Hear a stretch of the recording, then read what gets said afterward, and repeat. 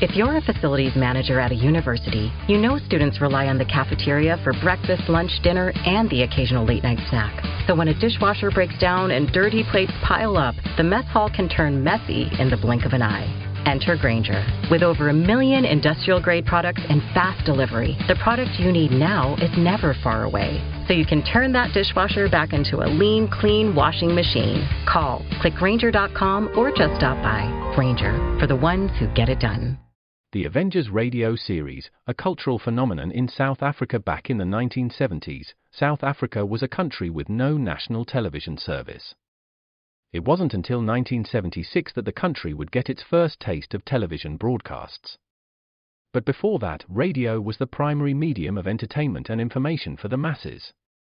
This was the context when The Avengers, a British spy FI series, made its debut on South African radio and became a cultural phenomenon. The Avengers was a British television series that originally aired from 1961 to 1969. The show revolved around the adventures of John Steed, a suave and sophisticated secret agent, and his various female associates. The series was a unique blend of traditional spy thriller elements with science fiction and fantasy, which set it apart from other shows of its time. While the series was hugely popular in the UK and had also made a significant impact in the American markets, being one of the rare British series given a network transmission slot, it was virtually unknown in South Africa. This was primarily due to the lack of a national television service in the country until 1976. However, as a film series, The Avengers was able to gain some exposure in South Africa through film rentals. But it was the launch of the radio series that truly brought The Avengers to the masses in South Africa. Come and listen at www.myclassicradio.net. Another cup of Maxwell House coffee, George? Sure. Pour me a cup, Gracie. Maxwell House is always good to the last drop. And that drop's good, too. Yes, it's Maxwell House Coffee Time, starring George Burns and Gracie Allen.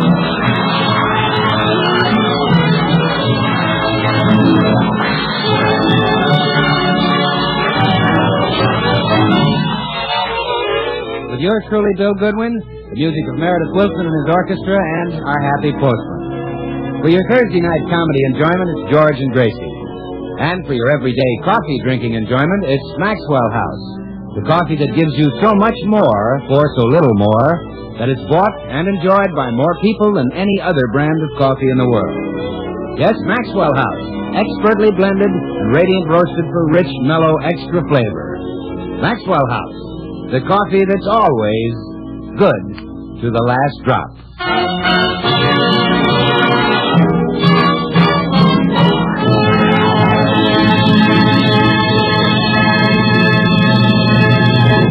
Well, this is a very special day in the Burns home. It's George's birthday, but the little man is far from festive. Only Gracie remembered the great occasion, and he's pretty upset about it. Happy birthday, dear. You've been saying that all morning. So far, you're the only one who said it. Here it is noon, and not one card or telegram or phone call have I gotten. But, darling, weren't you pleased when you went into the bathroom this morning and found the little surprise I fixed for you? Well, Not many wives would think of squeezing toothpaste on the floor to spell out birthday greetings, Footsie Boy. No, not many. Of course, it spoiled the effect a little when your foot slipped in the greetings and you fell right on the broopsie. Yes. But the feeling was there. It still is. Happy birthday, dear. Yeah, happy. What's the use, Gracie? I'm just a nobody. Oh, don't say that, George. Why, you're one of the greatest men this country has ever produced. Oh, sure. I'm another Lincoln. Well, you could be. What did Lincoln do? He went to Gettysburg and he made a speech. So you go to Pittsburgh and make a speech. It's a bigger city. Yes, more people. Look, I don't ask to be another Lincoln, but I would like one person to wish me a happy birthday. A happy birthday, dear. Now I'm famous. Now everybody knows me. Yeah. Well, don't you worry, dear. Before I'm through, they'll celebrate your birthday, just like they do Lincoln's and even George Washington. You'll make me as great as Washington. Well, sure, all he did was become the father of his country. That I can't handle. Well, why not? Crosby almost made it. Gracie, everything I say, you try to make a mountain out of it. I don't expect them to close the banks and shoot firecrackers on my birthday. Lincoln and Washington were great presidents. You could be someday if you got started. Well, why don't you run for Congress? I don't know what a congressman does.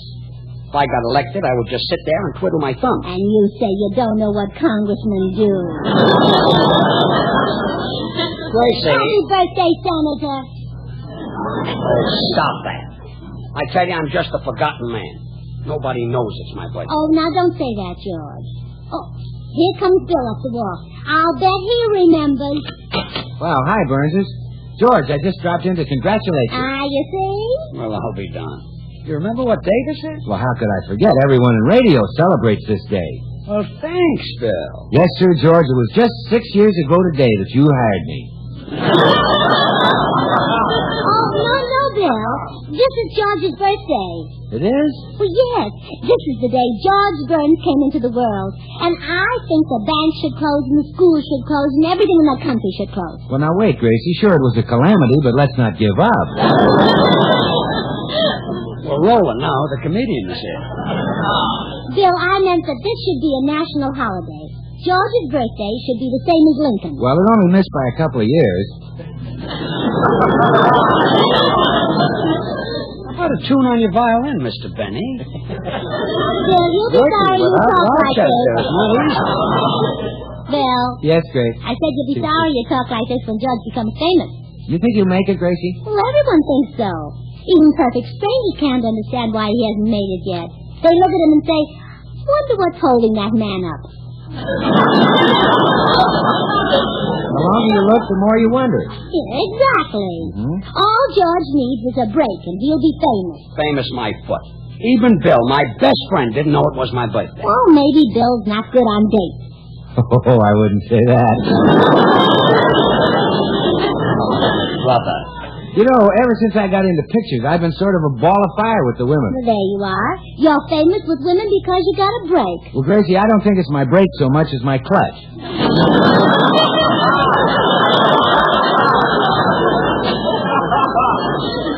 This is disgusting. Happy birthday. I know I'm happy. Stay at the lock. Oh, there's someone at the door now. I'll bet they've come to congratulate you.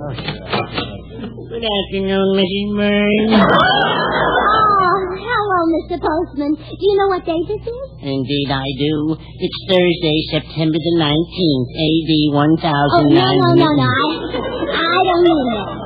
This is my husband's birthday. Really? Mm-hmm. Well, congratulations, Mr. Burns. You don't look a day older. I don't? No, but then I don't see how you could. A comedian in uniform. Have you got any birthday cards or packages or anything for me? Not a thing but a magazine, Mr. Burns. Boy, am I famous. I'll see you later, Gracie. I'm going down to the cigar store. Happy birthday, dear. Nuts. You know, my husband is a little upset, Mr. Postman. Nobody remembered his birthday. Oh. And it's a shame because he's a great man. I think he's as great as Columbus. At my house, it's just the opposite. My wife thinks she's Columbus, and I'm the ocean. Really? Yes, every night she sails into me. Well, I'm sorry your wife doesn't love you the way I love George. Oh, if you could only do something spectacular.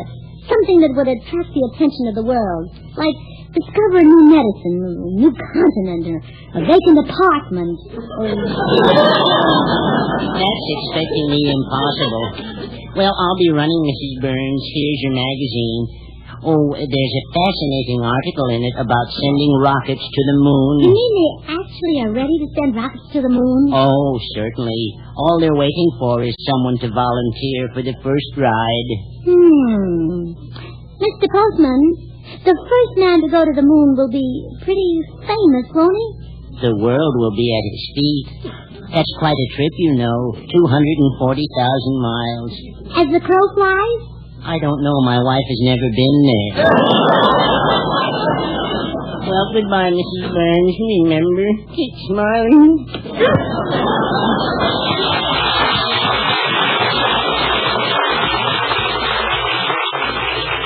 I better Take a look at this article. My goodness. Fame and fortune await the man who volunteers for first rocket trip to moon. Yo, Bill, come here. Yeah, what is it, Gracie? Oh, Bill, I've got a wonderful idea. George is going to be the most famous man in the world. Oh, Gracie, stop knocking yourself out. Whatever he does, people won't know George from the man in the moon. Exactly what I've got in mind.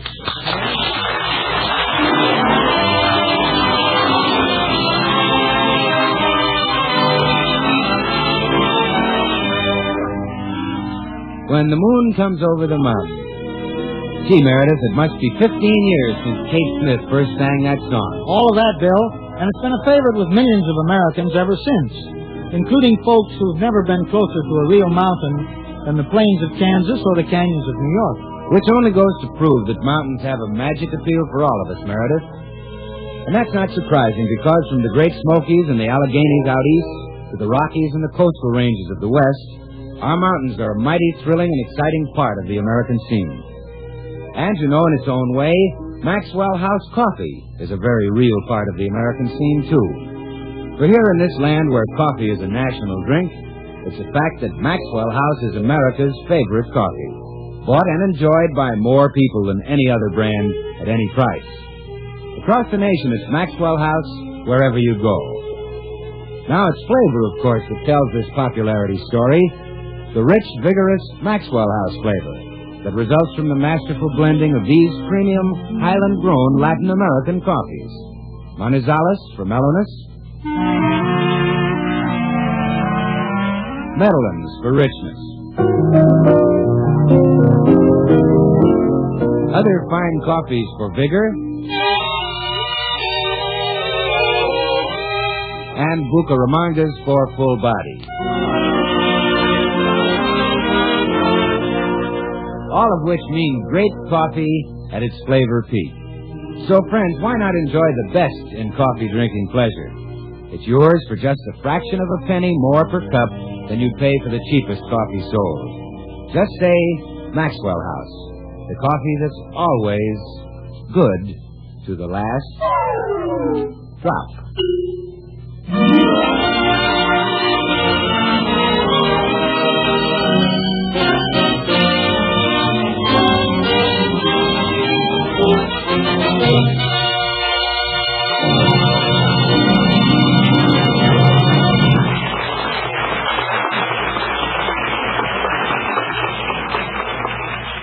Happy birthday, dear.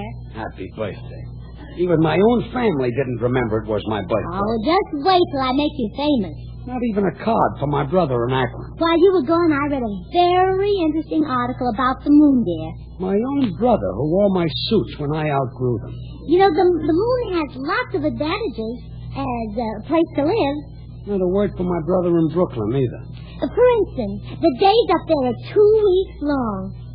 Think what that would do for your golf game. You could start playing in the morning and be out of the rough the very same day. My own brother who wore my suits when my brother in Akron outgrew them. And then there's no gravity up there. Something that weighs 20 pounds here on Earth only weighs 4 pounds on the moon. What a place to buy meat, huh? No birthday greetings from my sister in San Diego, either. The first man to go there will be world famous, you know. My own sister who wore the pants of my suits when my brother in Brooklyn Well, with all that's in its favor, wouldn't you like to go to the moon? George. And my own... Huh? I said, wouldn't you like to go to the moon? Go to the moon? Mm-hmm. Oh, sure.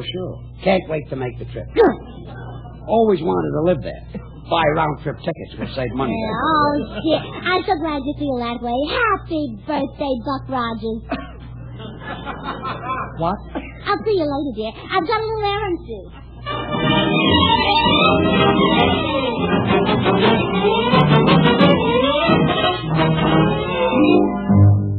You're quite sure, Mrs. Burns, that your husband wishes to volunteer to go to the moon in our rocket? Oh, I'm positive. He's simply dying to go. Mm-hmm.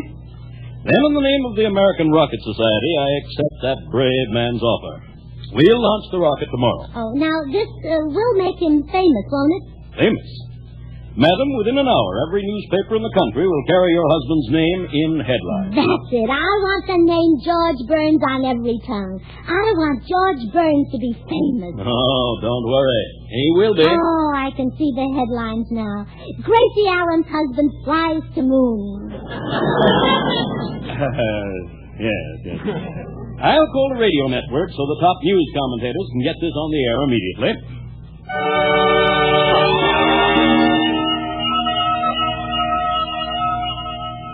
Oh, there's strange news tonight. Oh, yes, for years they've wanted to send a man to the moon in a rocket, and now they're sending George Burns. And tonight people are saying, is that the same as sending a man? Well, your guess is just as good as mine.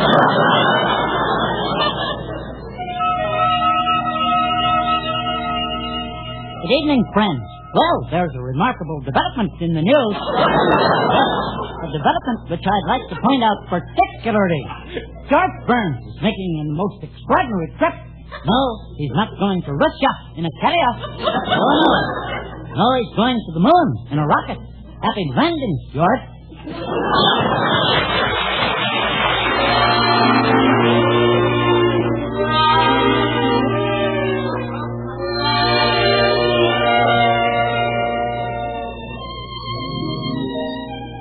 Almost 5 o'clock and still no birthday greetings.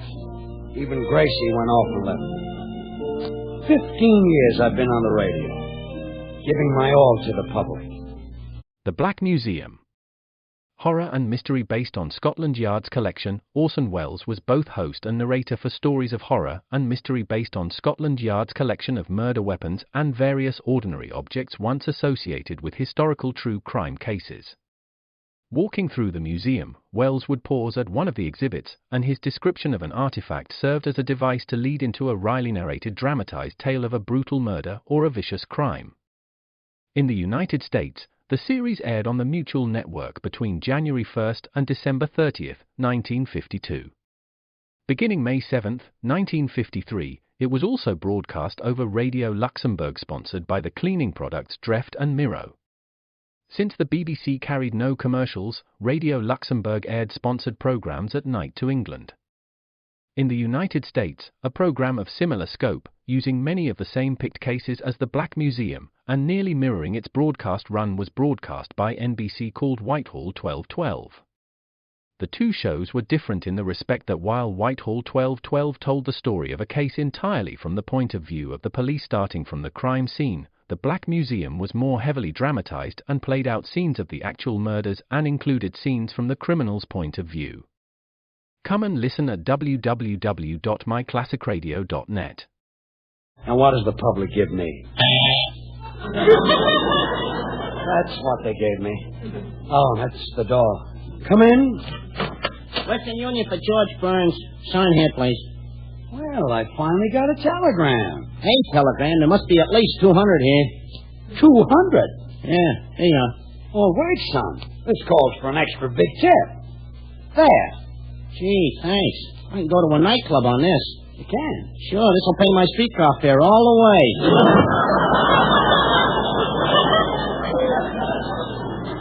200 telegrams. I guess that's why I didn't get any all day. They saved them to deliver in a bunch. Let's see who this one is from. The American Rocket Society? We salute you on this day of days. The name George Burns will live forever. Now, why should the American Rocket Society send me presents? Oh, I guess they want me to buy my fireworks from them next 4th of July. Here's one for my insurance company. Best of luck. Last week, you allowed your insurance to lapse. Thank you very much. Huh? I'm back, darling. Oh, hello, Gracie. Gee, honey, I thought people didn't remember my birthday. But just look. Hundreds of telegrams to all over the country. My goodness. Why, there's even one here from your mother. I always thought she detested me. But just read this. Oh, dear George, Gracie always said you'd go far, and at last it looks like you'll go far enough. See? Your mother thinks I've just about reached the height of success. Oh, well, George, maybe I'd better explain about these telegrams. You see, they're not... What's there to explain? Great public idol is having a birthday, and the people want to congratulate her. That's all. Oh, these telegrams have really made you happy, haven't they, dear? This is the happiest day of my life. Oh, well, then enjoy yourself. Imagine all this fuss because I'm 37 years old. How old? 38. How old? 39. How old? Well, the exact figure doesn't matter. I'm 10 years older than you are. Oh, imagine all this fuss just because you're 25 years old. Yeah. That's probably more telegrams. Come in. Hello, all. Oh, hello, Meredith. I thought you were Western Union. No, I'm Musicians Union. George, I just dropped in to say congratulations. The whole town's talking about you. Really? Yes. I wonder if those other two chaps got this much attention. Other two chaps? Yeah, they were presidents or something. Abe somebody or other, and George Ellington, I think it was. You mean Lincoln and Washington? Oh, yes, those are the names. It just skipped my George, mind. those are the two greatest Americans that ever were produced in this country. Well, now we are three. And you went by the way of Syracuse. I wish that you were from my hometown of Mason City, Iowa, George. Just so we could put a bust of you in the public library right alongside our other hometown hero, Longfellow. Longfellow was from Mason City? Yes, sir. Sam Longfellow. Oh, Sam, that's the tall Longfellow. That's the the one with the face, yeah. The first man to ever use the interlocking grip. Playing golf, huh? No, milking cows. And there's a bust of Sam in the public library? Yes, sir. And I only wish you were a Mason City boy, George. Because in my opinion, you'd be a bigger bust than Sam. Goodbye, Meredith. Goodbye, all.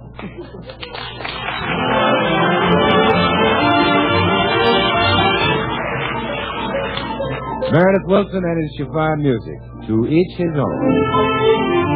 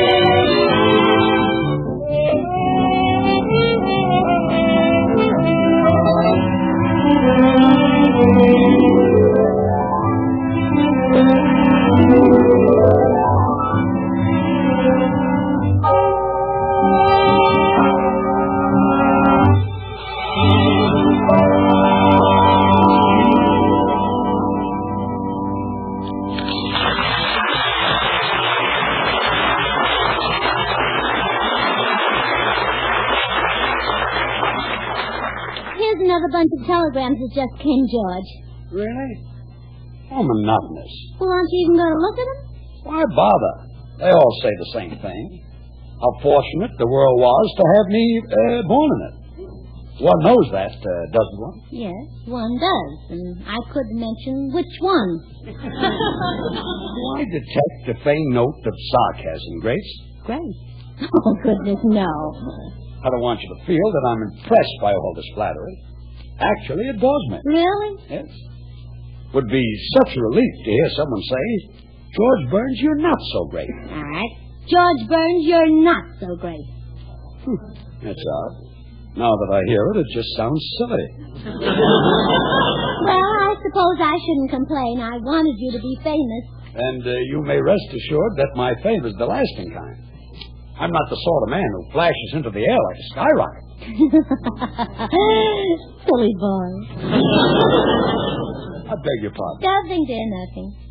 I wonder why Hattie hasn't called. Who? Hattie. Hattie? Hattie Truman.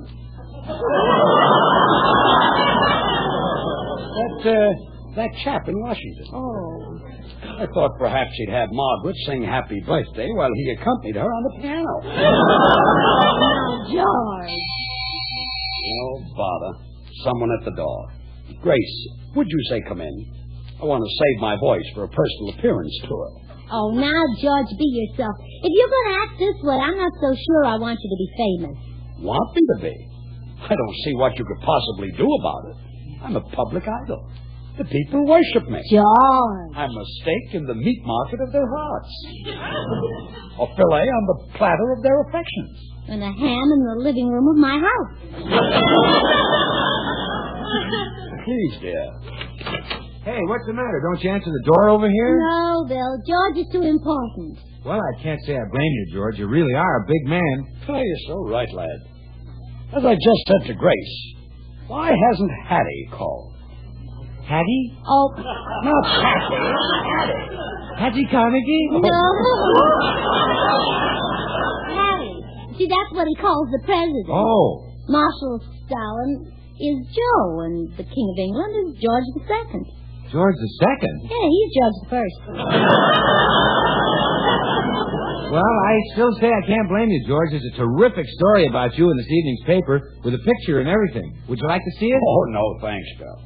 If I look at my picture, I'll only get conceited. You may read me the headlines. Okay, George. It says, George Burns volunteers for death-defying rocket trip. Yes, there's no doubt about it. I'm a big... What? That's what it says. But it can't. Well, here's the article right in the most prominent spot in the paper, next to the Maxwell House coffee ad. Well, read it.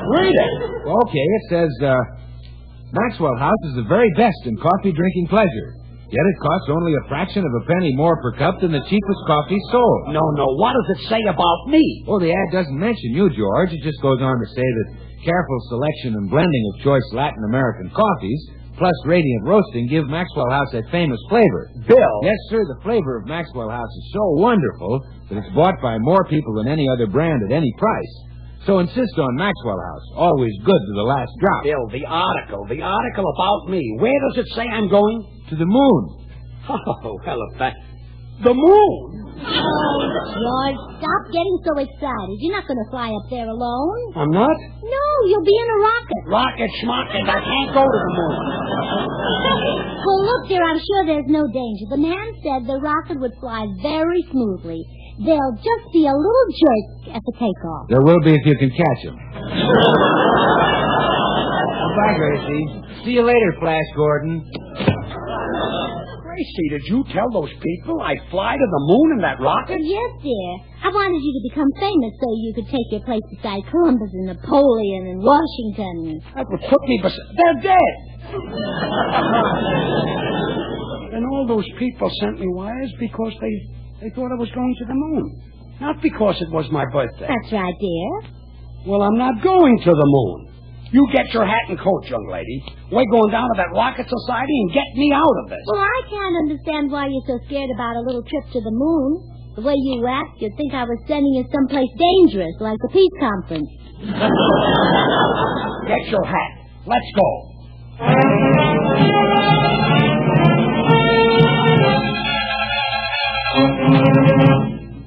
Well, Miss Buster, I'm back, and this is my husband, George Burns. Yeah, look... Well, it's a pleasure to shake your hand. Yes. You're a brave man. Yeah, but I... You're the kind of man who laughs at death. I do, huh? Yes. You were scheduled to leave for the moon tomorrow, but I'm afraid I have bad news for you. I'm going tonight, huh? No. You're not going at all. I'm not? He's the kind of a man who laughs at life, too. I know what a disappointment this must be to you, Burns. Yes. I feel miserable. Well, I'm glad you decided to cancel the rocket trip.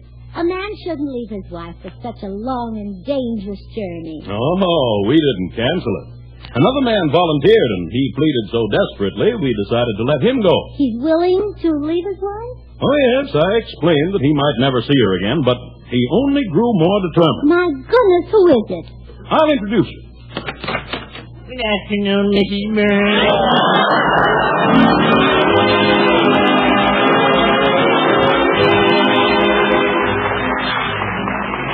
Join us again next week when we'll all be back. George Burns, Gracie Allen, Meredith Wilson, his orchestra, yours truly, Bill Goodwin.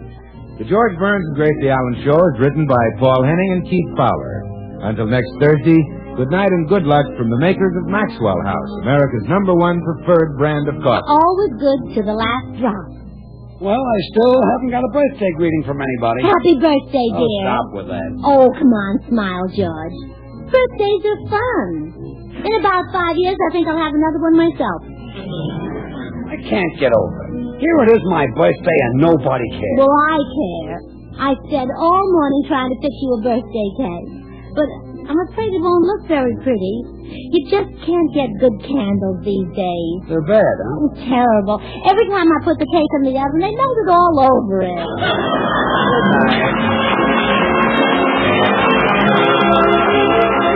And now stay tuned in for the Kraft Music Hall, which follows immediately over most of these stations.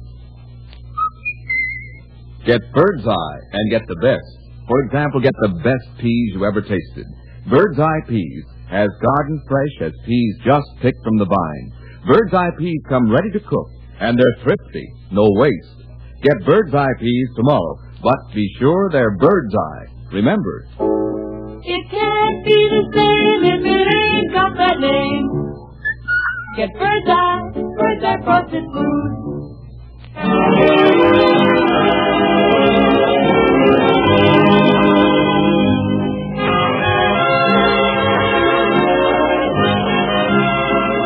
This is NBC, the National Broadcasting Company.